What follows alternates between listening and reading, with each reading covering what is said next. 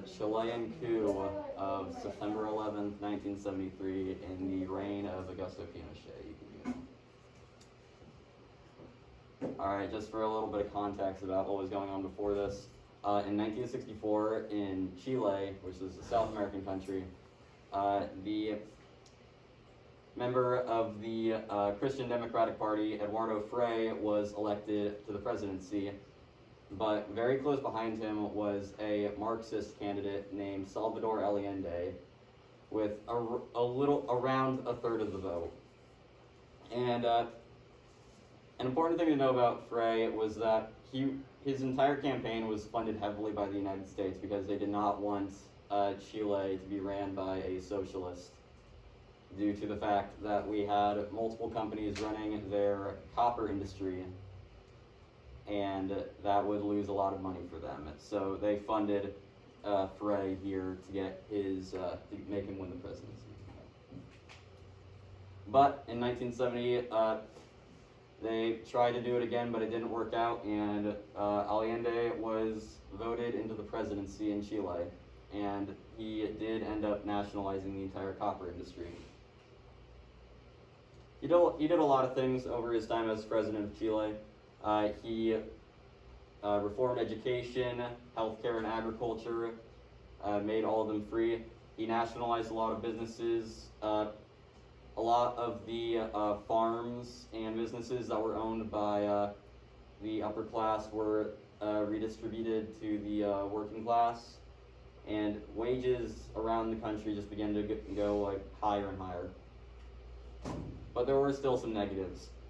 Like, for instance, the inflation grew very quickly after a while.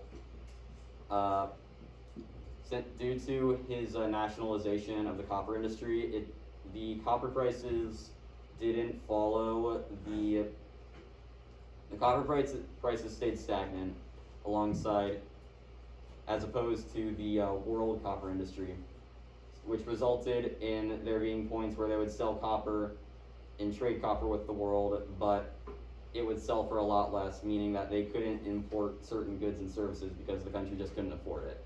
There was also, the country was very far left leaning, so the Congress was mostly communists, meaning that he was often led into doing things that he didn't really want to do because of the far left government.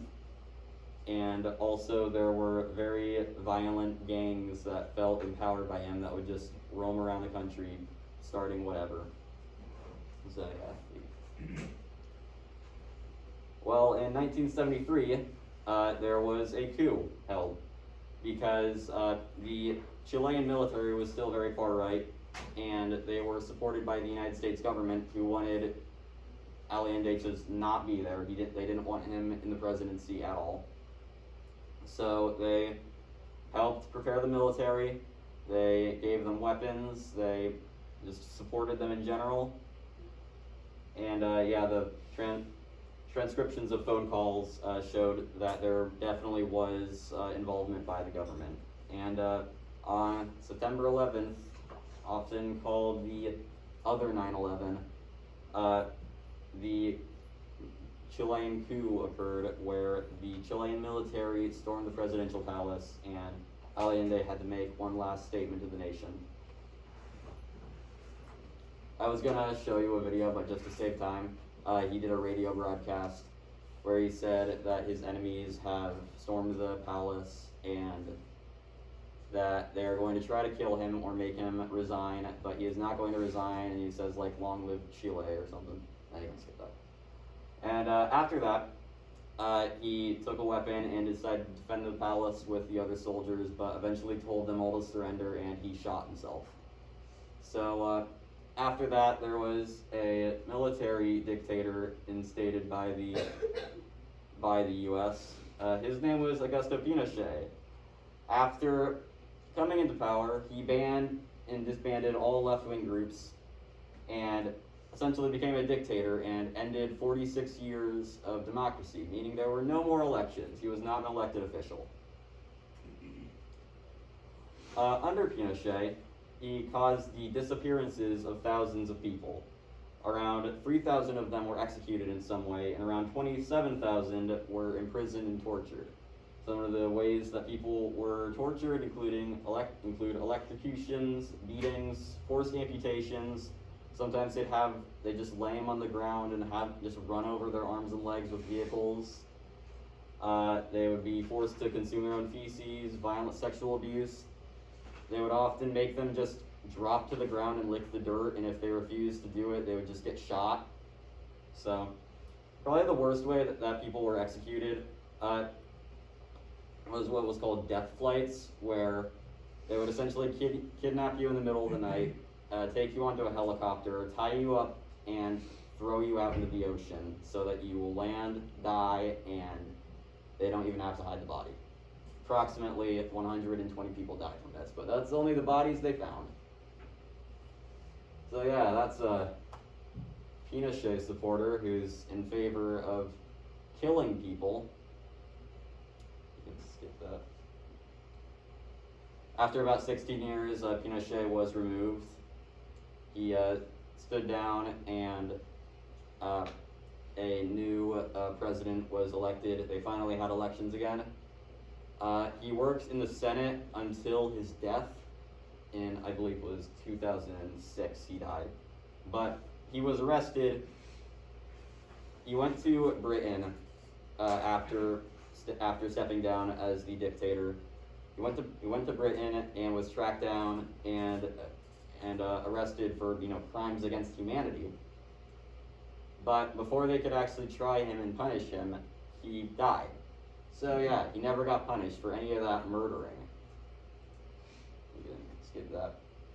So yeah, I think the important thing to learn from this is that we as Americans have been involved in a lot of very bad, not us, but our country has very often gotten into other countries' business.